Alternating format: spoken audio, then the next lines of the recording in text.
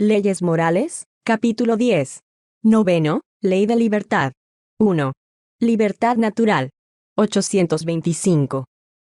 ¿Hay posiciones en el mundo en las que el hombre pueda jactarse de disfrutar de libertad absoluta?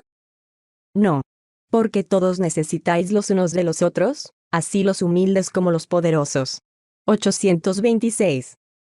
¿En qué condición podría el hombre gozar de absoluta libertad? El ermitaño en un desierto. Tan pronto como haya dos hombres juntos, tendrán derechos ajenos que respetar, y por tanto, ya no gozarán de libertad absoluta. 827. La obligación de respetar los derechos de los demás quita al hombre el derecho de ser dueño de sí. De ninguna manera, porque ese es un derecho que le otorga la naturaleza. 828. ¿Cómo conciliar las opiniones liberales de ciertos hombres con el despotismo que con frecuencia ejercen en su casa y sobre sus subordinados? Poseen la comprensión de la ley natural, pero ésta se halla contrabalanceada por el orgullo y el egoísmo. Entienden lo que deben hacer, cuando sus principios no son una comedia que representen con cálculo, pero no lo ponen en práctica. 828a. Los principios que han profesado en este mundo, ¿se les tomarán en cuenta en la otra vida? Cuanto más inteligencia se tiene para comprender un principio, tanto menos disculpable se es de no aplicárselo a sí mismo. En verdad os digo que el hombre simple pero sincero está más adelantado en el camino de Dios que aquel otro que quiere aparentar lo que no es. 2. Esclavitud. 829. ¿Hay hombres que por naturaleza misma, estén destinados a ser propiedad de otros hombres? Toda sujeción absoluta de un hombre a otro es contraria a la ley de Dios. La esclavitud constituye un abuso de la fuerza. Desaparece con el progreso, de la manera que poco a poco van concluyendo todos los abusos. La ley humana que consagra la esclavitud es una ley antinatural, puesto que equipara al hombre con el animal y lo degrada moral y físicamente. 830. Cuando la esclavitud está implantada en las costumbres de un pueblo, los que se benefician con ella son reprensibles, si no hacen otra cosa que adaptarse a un uso que se les antoja natural. El mal siempre es el mal. Todos vuestros sofismos no lograrán que una mala acción se torne buena. Pero la responsabilidad del mal está relacionada con los medios que se tengan para comprenderlo. El que extraiga provecho de la ley que consagra la esclavitud, es en todos los casos, culpable de violación a la ley natural. Mas en esto como en todas las cosas, la culpabilidad es relativa. Al haberse incorporado la esclavitud a las costumbres de ciertos pueblos, el hombre ha podido beneficiarse con ella de buena fe, como con algo que se le ocurría natural. Pero tan pronto como su razón más desarrollada, y sobre todo esclarecida por las luces del cristianismo, le mostró que el esclavo era igual a él ante Dios, ya no tuvo excusa. 831. La desigualdad natural de las aptitudes ¿no pone a ciertas razas humanas bajo la dependencia de otras más inteligentes? Sí. Mas para elevarlas y no para embrutecerlas todavía más mediante la servidumbre. Durante demasiado tiempo han venido considerando los hombres a los individuos de ciertas razas humanas como animales de labor, provistos de brazos y manos que se han creído con derecho a vender cual si se tratara de bestias de carga. Aquellos hombres que se conceptúan de sangre más pura. Insensatos, que solo ven la materia.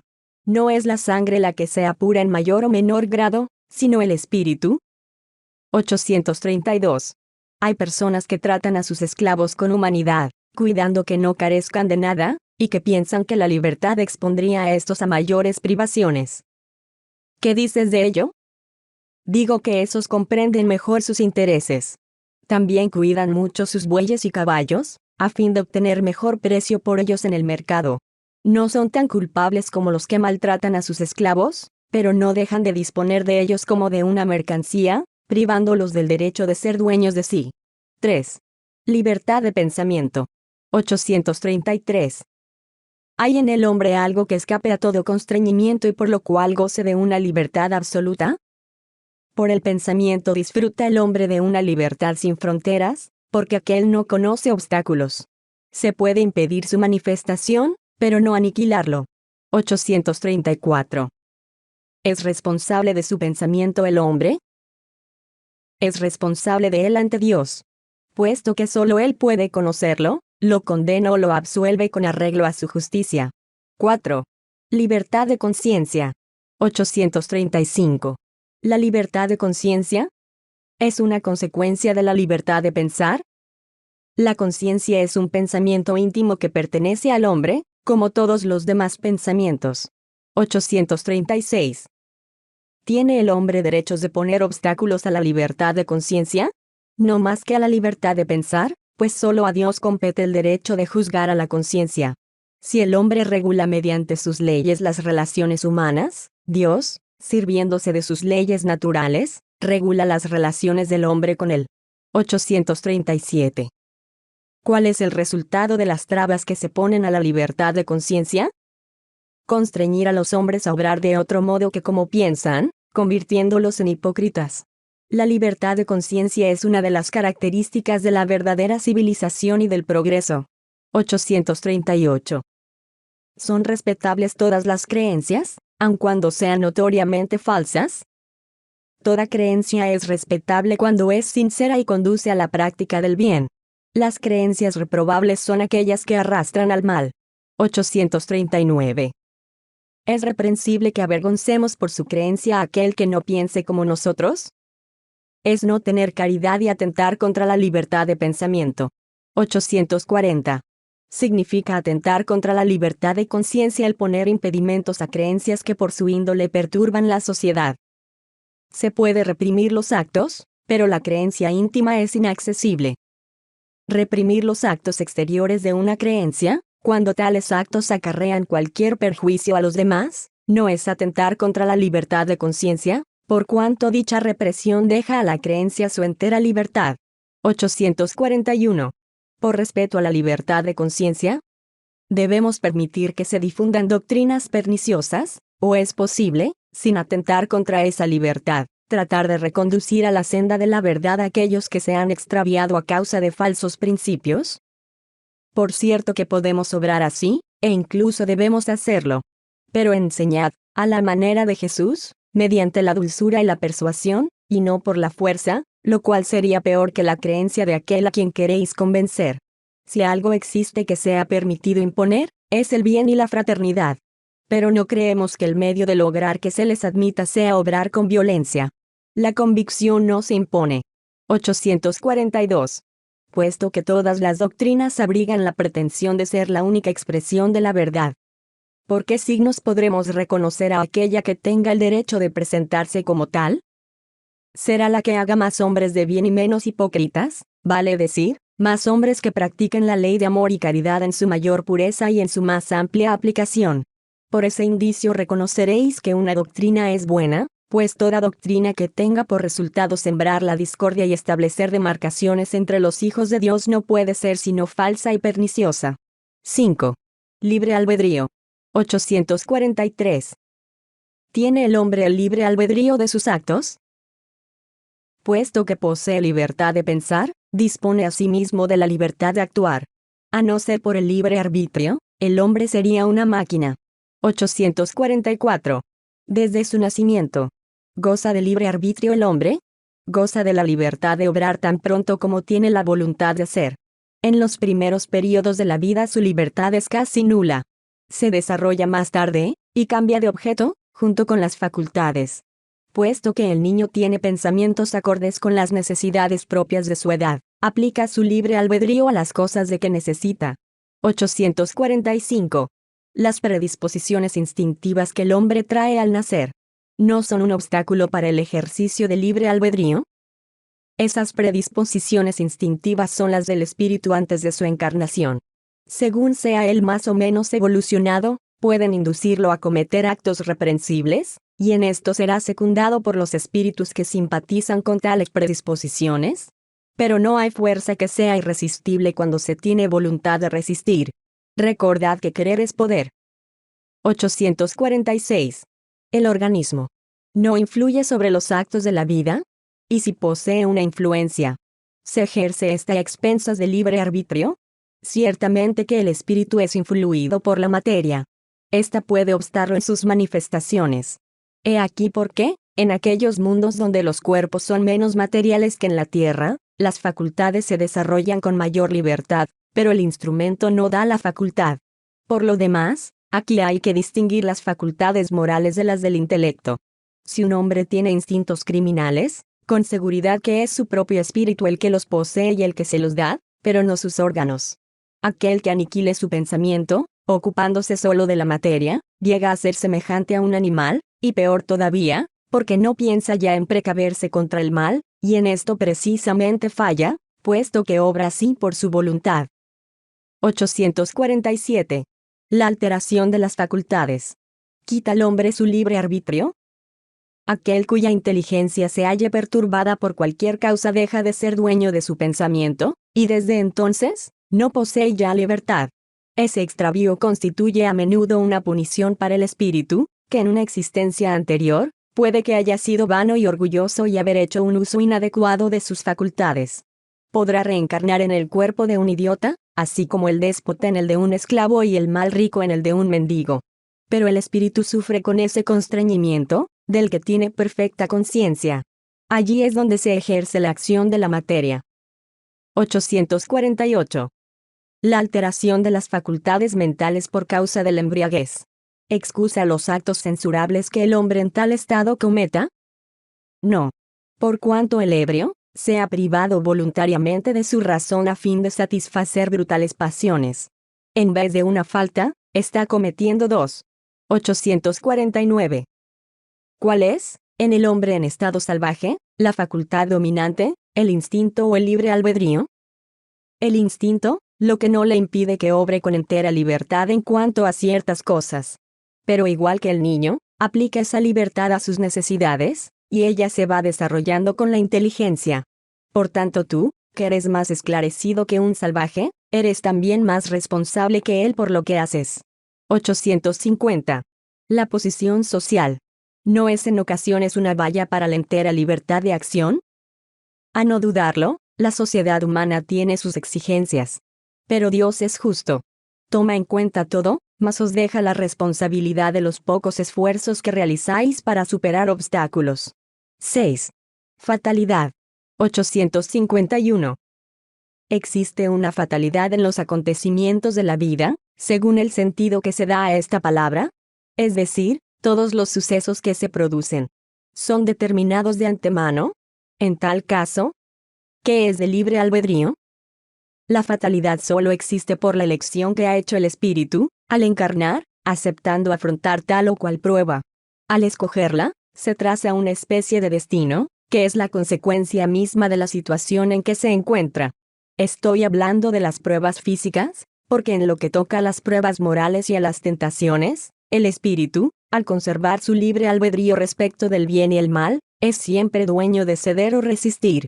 Un espíritu bueno, viéndole flaquear, podrá acudir en su ayuda, pero no puede influir sobre él de manera de adueñarse de su voluntad. Un espíritu malo, esto es, inferior, mostrándole y exagerándole un peligro físico puede conmoverlo y espantarlo. Pero la voluntad del espíritu encarnado no deja por ello de estar libre de todo impedimento. 852. Hay personas a quienes parece perseguir una fatalidad, independientemente de su manera de obrar. ¿Está la desgracia en su destino? Se trata quizá de pruebas que deben soportar y que han elegido. Pero una vez más achacáis al destino lo que casi siempre es solo una consecuencia de vuestra propia falta. En medio de los males que te afligen, trata de que tu conciencia sea pura y te sentirás casi consolado.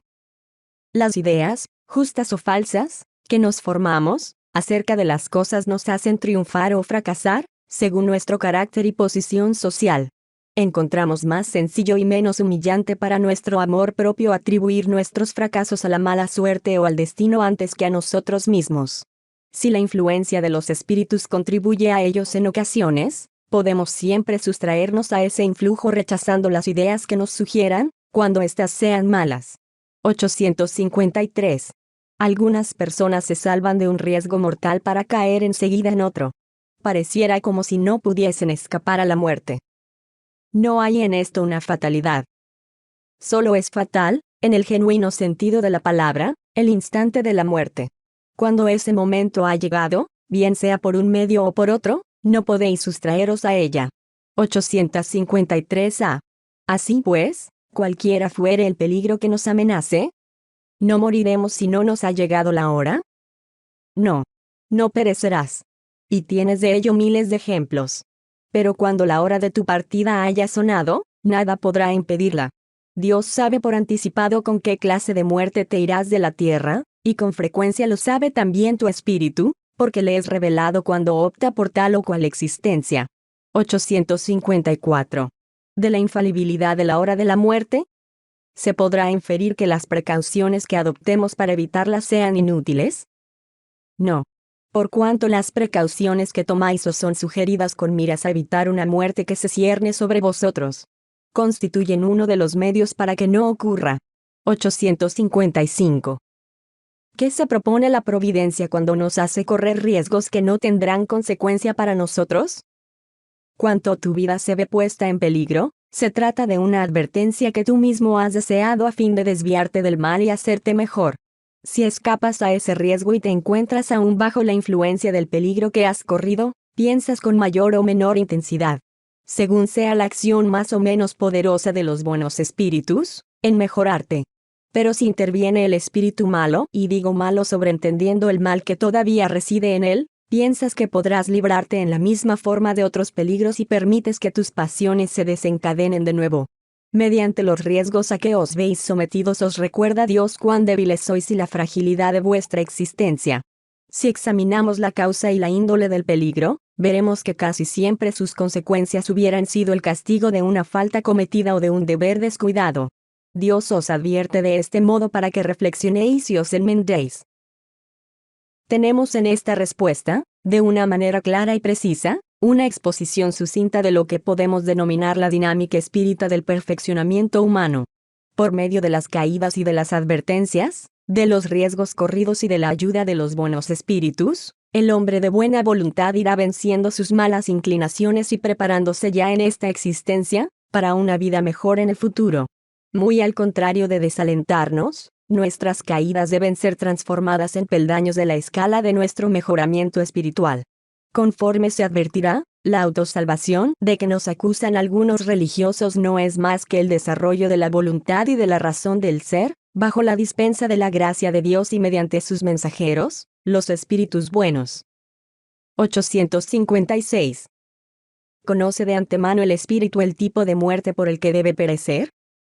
Sabe que la clase de vida que escogió lo expone a morir de tal manera más bien que de tal otra. Pero conoce asimismo las luchas que habrá de sostener para evitarlo, y que si Dios lo permite, no sucumbirá. 857. Hay hombres que afrontan los peligros de las batallas con la persuasión de que no ha llegado su hora. ¿Tiene esa confianza algún fundamento? Muy a menudo el hombre tiene el presentimiento de su fin, como puede también tenerlo de que no morirá todavía.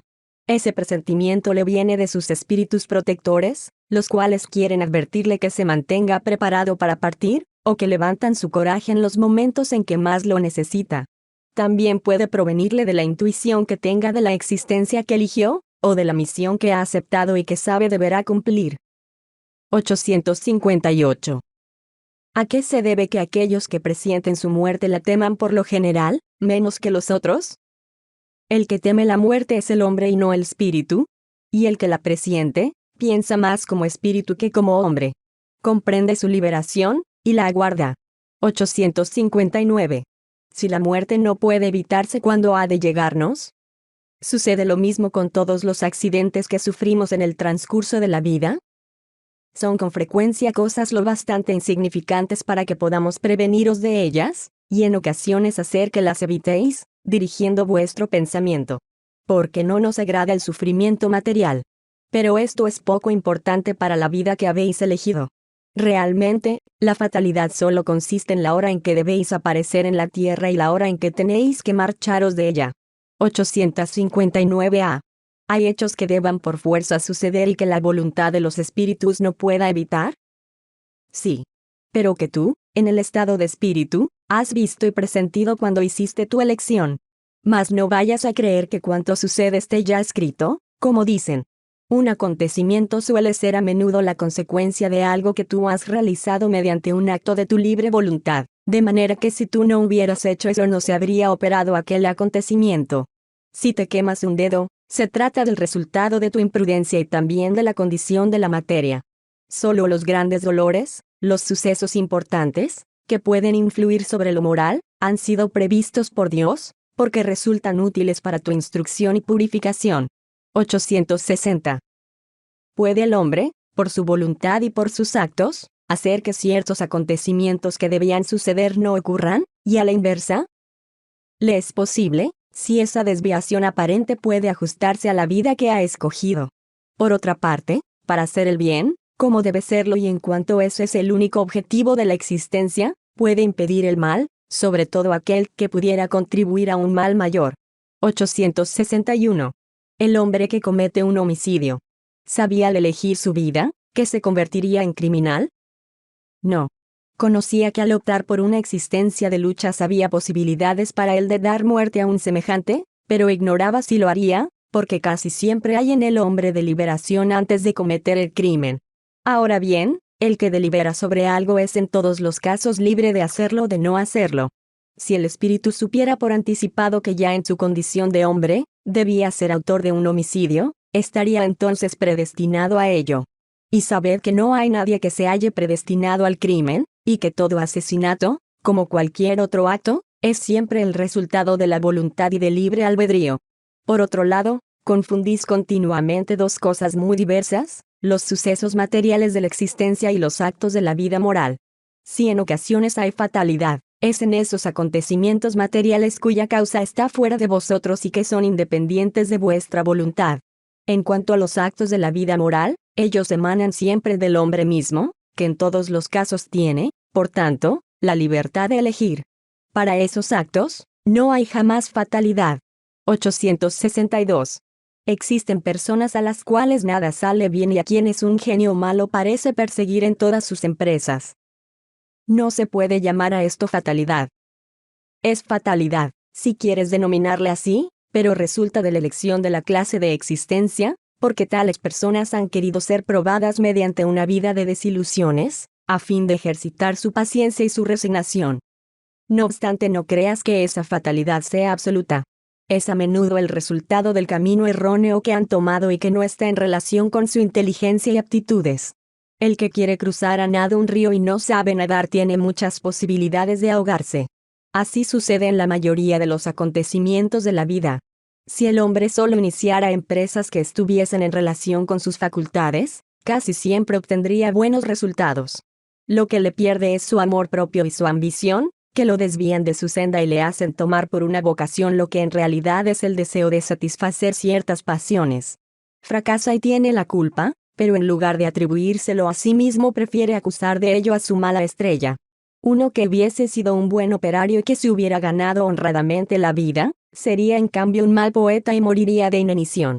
Para todo el mundo habría lugar si cada cual supiera ocupar el que le corresponde. 863. Las costumbres sociales no obligan muchas veces a un hombre a seguir un camino equivocado, y no está él sometido al contralor del qué dirán cuando escoge sus ocupaciones. Eso que llamamos respeto humano, ¿no es un obstáculo para el ejercicio del libre arbitrio? Los hombres crean las costumbres sociales, no Dios. Y si a ellas se someten es porque les conviene, lo cual constituye un acto más de su libre albedrío, puesto que si lo desearan podrían liberarse de ellas. Entonces, ¿por qué se quejan? No deben acusar a las costumbres sociales, sino a su tonto amor propio, que les lleva a preferir morirse de inanición antes que apartarse de ellas. Nadie les toma en cuenta ese sacrificio que realizan en pro del qué dirán, en tanto que Dios sí les tomará en cuenta el sacrificio que hagan de su vanidad. Esto no significa que haya que desafiar sin necesidad al qué dirán, como hacen ciertas personas, que tienen más extravagancia que verdadera filosofía. Es tan desatinado dar motivo a que lo señalen a uno con el dedo o lo miren cual si se tratara de un ser exótico, como prudente descender por propia voluntad y sin murmurar cuando no puede uno mantenerse en lo alto de la escala. 864. Si hay personas a las cuales la suerte parece ser contraria, otras en cambio dan la impresión de verse favorecidas por ella, por cuanto todo les sale bien. ¿A qué se debe esto? Con frecuencia es porque estas últimas saben hacer mejor las cosas. Pero también puede tratarse de una clase de pruebas. El buen éxito las embriaga, se confían a su destino y muchas veces pagan más tarde esos mismos triunfos mediante crueles reveses, que con prudencia hubieran podido evitar. 865. ¿Cómo explicar la suerte que favorece a algunas personas en circunstancias en que no intervienen de ningún modo ni la voluntad ni la inteligencia, en el juego, por ejemplo? Ciertos espíritus han escogido de antemano determinados tipos de placer. La suerte que se les muestra propicia constituye una tentación. El que como hombre gane, perderá como espíritu. Es una prueba para su orgullo y su codicia. 866. Así pues, la fatalidad que pareciera presidir los destinos materiales de nuestra vida, ¿sería también un efecto de nuestro libre albedrío? Tú mismo has elegido tu prueba. Cuanto más ruda sea y mejor la soportes, tanto más te elevarás. Aquellos que pasan su vida en medio de la abundancia y de la dicha humana son espíritus cobardes que permanecen estacionarios. Por eso el número de infortunados es muy superior al de los felices de este mundo, puesto que los espíritus en su mayoría buscan la prueba, que les será más fructífera. Demasiado bien se les demuestra la futilidad de vuestras grandezas y placeres. Por otra parte, la vida más venturosa es siempre agitada y perturbada, no es solo el dolor quien produce contrariedades. 867. ¿De dónde proviene la expresión nacer con buena estrella? Antigua superstición, que relacionaba a las estrellas con el destino de cada individuo, alegoría que algunas personas toman tontamente al pie de la letra. 7. Conocimiento del porvenir. 868. ¿Puede el futuro ser revelado al hombre? En principio, el porvenir se le oculta, y solo en casos raros y excepcionales permite Dios su revelación. 869. ¿Con qué propósito le es ocultado al hombre el porvenir? Si el ser humano conociera el futuro, descuidaría el presente y no obraría con la misma libertad, porque estaría dominado por la idea de que si una cosa debe ocurrir no ha de ocuparse de ella. O si no, trataría de ponerle obstáculos. Dios no ha querido que fuese así, a fin de que cada cual coadyuve en la realización de las cosas, incluso aquellas a las que querría oponerse. De modo que tú mismo preparas muchas veces, sin sospecharlo, acontecimientos que sobrevendrán en el curso de tu vida. 870. Puesto que resulta útil que desconozcamos el porvenir, ¿por qué Dios consiente en ocasiones el que nos sea revelado? Es cuando ese conocimiento anticipado debe facilitar la realización de algo en lugar de ponerle trabas, comprometiendo a actuar de otro modo del que se hubiera hecho de no mediar tal revelación del futuro. Por otra parte, a menudo suele ser una prueba. La perspectiva de un suceso puede despertar pensamientos más o menos buenos.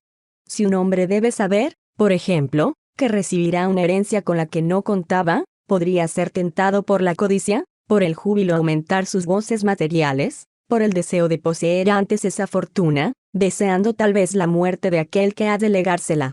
O por el contrario, tal perspectiva suscitará en él buenos sentimientos e ideas generosas. Si la predicción no se cumple, representa otra prueba, la de cómo soportará su desengaño. Pero no por ello dejará de tener el mérito o el demérito de los pensamientos buenos o malos que la creencia en el hecho haya engendrado en él.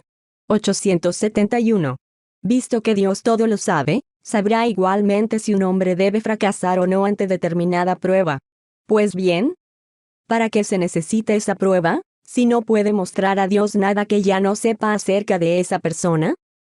Tanto valdría preguntar por qué Dios no creó al hombre perfecto y realizado, o por qué pasa el hombre por la niñez antes de llegar a la edad adulta. La prueba no tiene por objeto instruir a Dios respecto al mérito de ese individuo, por cuanto Dios sabe perfectamente lo que vale, sino dejar a ese hombre toda la responsabilidad de su acción, puesto que es el libre de realizarla o no. Sabiendo que el ser humano posee la facultad de optar entre el bien y el mal, la prueba tiene por efecto el de confrontarlo con la tentación del mal y dejarle todo el mérito de resistirse a él. Ahora bien, aunque Dios sepa perfectamente de antemano si fracasará o no, no puede en su justicia ni penarlo ni recompensarlo por un acto que no han realizado. Lo mismo acontece entre los hombres. Por muy capaz que sea un aspirante, por mucha que fuere la certidumbre que tenga de que triunfará, no se le confiere ningún grado sin examen previo, esto es, sin someterlo a prueba. De igual manera, El juez solo condena al acusado sobre la base del acto consumado y no por la presunción de que pueda o deba cometer ese acto. Cuanto más reflexionamos sobre las consecuencias que resultarían, para el hombre, del conocimiento del futuro, tanto más vemos cuán sabia ha sido la providencia al ocultárselo. La certidumbre de un acontecimiento dichoso lo sumergiría en la inacción. La de un suceso desgraciado, en el desánimo.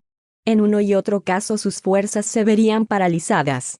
De ahí que el porvenir solo se muestre al hombre como un objetivo que debe alcanzar mediante sus esfuerzos, pero sin que conozca la serie de pruebas por que debe pasar para alcanzarlo. El conocer todos los incidentes del camino le quitaría su iniciativa y el uso de su libre albedrío. Se dejaría deslizar por la pendiente fatal de los acontecimientos sin ejercer sus facultades. Cuando el buen éxito de algo es cosa segura, ¿ya no nos preocupamos del asunto? 8. Resumen teórico del móvil de las acciones humanas. 872. La cuestión del libre arbitrio puede resumirse así: el hombre no es inevitablemente conducido al mal. Los actos que realiza no están escritos de antemano. Los delitos que comete no constituyen el resultado de un decreto del destino. Puede, con el carácter de prueba o con el de expiación, escoger una existencia en la que se verá arrastrado hacia el crimen, ya sea por el ambiente mismo en que se encuentre, o bien por las circunstancias que sobrevengan, pero siempre es libre de hacer o no hacer. Así pues, el libre albedrío existe en el estado de espíritu en la elección de la existencia y de las pruebas, y en el estado corporal en la facultad de ceder o resistir a las solicitaciones a las que nos hemos voluntariamente sometido. Cabe a la educación combatir esas malas tendencias. Y lo hará con provecho cuando esa educación se base en el estudio profundizado de la naturaleza moral del hombre. Mediante el conocimiento de las leyes que rigen esa naturaleza moral se llegará a modificarla, del modo que se modifica la inteligencia por medio de la instrucción y el estado físico por la higiene.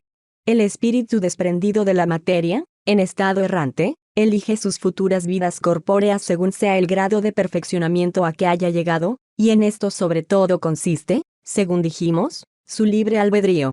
Esa libertad no se ve anulada por la encarnación. Si cede a la influencia de la materia es porque desfallece bajo las pruebas mismas que ha escogido, y para que lo ayuden a superarlas puede invocar la asistencia de Dios y de los buenos espíritus. Sin el libre albedrío el hombre no tiene culpa en el mal ni mérito en el bien. Y esto es tan reconocido, que en la sociedad humana se reprueba o se elogia siempre la intención, vale expresar, la voluntad. Ahora bien, quien dice voluntad está diciendo libertad. Por lo tanto, el hombre no puede buscar una excusa para sus malas acciones achacándolas a su organismo, sin abdicar de su razón y de su condición de ser humano, para equipararse al animal. Si es así para el mal, lo mismo será para el bien. Pero cuando el hombre practica el bien tiene gran cuidado en que se le reconozca el mérito a él mismo y no a sus órganos, lo que prueba que instintivamente no renuncia, a despecho de lo que opinen algunos obcecados, al más bello privilegio de su especie, la libertad de pensar. La fatalidad, tal como se la entiende comúnmente, supone la decisión previa e irrevocable de todos los acontecimientos de la vida, sea cual fuere su importancia. Si fuera este el orden de las cosas, el hombre sería una máquina carente de voluntad. ¿Para qué le serviría entonces su inteligencia, visto que sería dominado invariablemente, en todos sus actos, por el poder del destino? Semejante doctrina, si fuese cierta, significaría la destrucción de toda libertad moral. Ya no habría responsabilidad para el hombre, y por consiguiente, no existiría ni el bien ni el mal, ni crímenes ni virtudes. Dios, soberanamente justo, no podría castigar a su criatura por culpas que ella no haya contraído, como así tampoco recompensarla por virtudes cuyo mérito no le cabría. Una ley así sería, además, la negación de la ley del progreso, por cuanto el hombre que esperara todo de la suerte no intentaría nada para mejorar su posición, puesto que no podría hacerla ni mejor ni peor. Sin embargo, la fatalidad no es una palabra vana. Existe en la situación en que está el hombre en la tierra y en las funciones que cumple, como consecuencia del tipo de vida que eligió su espíritu, ya sea con carácter de prueba, de expiación o de misión. Sufre invariablemente todas las vicisitudes de esa existencia y todas las inclinaciones, buenas o malas, que le son inherentes. Pero hasta ahí, no más llega la fatalidad, porque de su voluntad depende que ceda o no a esas tendencias. el detalle de los acontecimientos se halla subordinado a las circunstancias que él mismo provoca por medio de sus actos, sobre los cuales pueden también influir los espíritus, por los pensamientos que les sugieran. La fatalidad reside, pues, en los sucesos que se presenten, visto que ellos son la consecuencia de la elección de la vida que ha hecho el espíritu. Puede no estar en el resultado de tales acontecimientos, pues podrá depender del hombre modificar el curso de los mismos valiéndose de su prudencia. Pero la fatalidad no interviene nunca en los actos de la vida moral. En la muerte sí está sometido el hombre, de manera absoluta, a la inexorable ley de la fatalidad. Porque no puede escapar al decreto que fija el término de su existencia, ni a la clase de muerte que debe interrumpir su curso. Según la doctrina común, el hombre posee en sí mismo todos sus instintos. Estos procederían, o de su organismo, del cual no podría ser responsable, o de su propia naturaleza, en la que puede buscar una excusa que lo satisfaga personalmente, alegando que no es culpa suya que sea él así. Con toda evidencia, la doctrina espírita es más moral. Admite en el hombre la existencia del libre albedrío en toda su plenitud, y al decirle que si procede mal está cediendo a una mala sugestión extraña, le deja toda la responsabilidad del hecho, pues le reconoce el poder de resistir, cosa evidentemente más fácil que si tuviera que luchar contra su propia naturaleza. Así pues, conforme a la doctrina espírita no hay tentación que sea irresistible. El hombre puede siempre hacer oídos sordos a la voz oculta que en su fuero interno lo está incitando al mal, como podrá asimismo desatender la voz material de alguien que le hable. Lo puede por su voluntad, pidiendo a Dios la fuerza necesaria para ello y reclamando al efecto la ayuda de los buenos espíritus. Es lo que Jesús nos enseña en el sublime ruego de la oración dominical, cuando nos hace decir: no nos dejéis caer en tentación, mas líbranos del mal. Esta teoría de la causa excitadora de nuestros actos resalta, evidentemente, de toda la enseñanza impartida por los espíritus. No solo es de sublime moralidad, sino que, agregamos, eleva al hombre a sus propios ojos. Lo muestra libre de sacudirse un yugo obsesor, así como es libre de cerrar su casa a los importunos. No es ya una máquina que funcione por un impulso independiente de su voluntad, sino un ser provisto de razón, que escucha, juzga y escoge libremente entre dos consejos. Añadamos que pese a esto, el hombre no está privado de su iniciativa. No deja por ello de obrar por propio impulso, puesto que en definitiva es solo un espíritu encarnado que conserva, bajo la envoltura corporal, las cualidades y defectos que como espíritu tenía. Las faltas que cometemos tienen su causa primera en la imperfección de nuestro propio espíritu, el que no ha alcanzado aún la superioridad moral que algún día tendrá, pero que no por ello deja de poseer su libre arbitrio. La vida corporal le es concedida para que purgue sus imperfecciones por medio de las pruebas que enfrenta, y tales imperfecciones son precisamente las que lo tornan más débil y accesible a las sugestiones de los demás espíritus imperfectos como él, que aprovechan esto para tratar de hacer que desfallezca en la lucha que ha emprendido. Si sale vencedor de ella, se eleva. Si fracasa, sigue siendo lo que era, ni peor ni mejor. Se trata de una prueba que habrá de reiniciar, y puede que permanezca mucho tiempo en ese estado. Cuanto más se depura, tanto más disminuyen sus puntos débiles y menos oportunidades da a los que lo incitan al mal. Su fuerza moral crece en virtud de su elevación, y los malos espíritus se alejan de él. Todos los espíritus, buenos en mayor o menor grado, cuando se hallan encarnados constituyen la especie humana. Y como la Tierra es uno de los mundos menos adelantados, hay en ella más espíritus malos que buenos, de ahí que veamos tanta perversidad entre nosotros. Hagamos, pues, todos los esfuerzos que podamos para no tener que volver más tarde a esta estación, y para merecer ir a descansar en un mundo mejor, en uno de esos mundos privilegiados en los que el bien reina soberano, y donde solo recordaremos nuestro paso por la tierra como un período de exilio.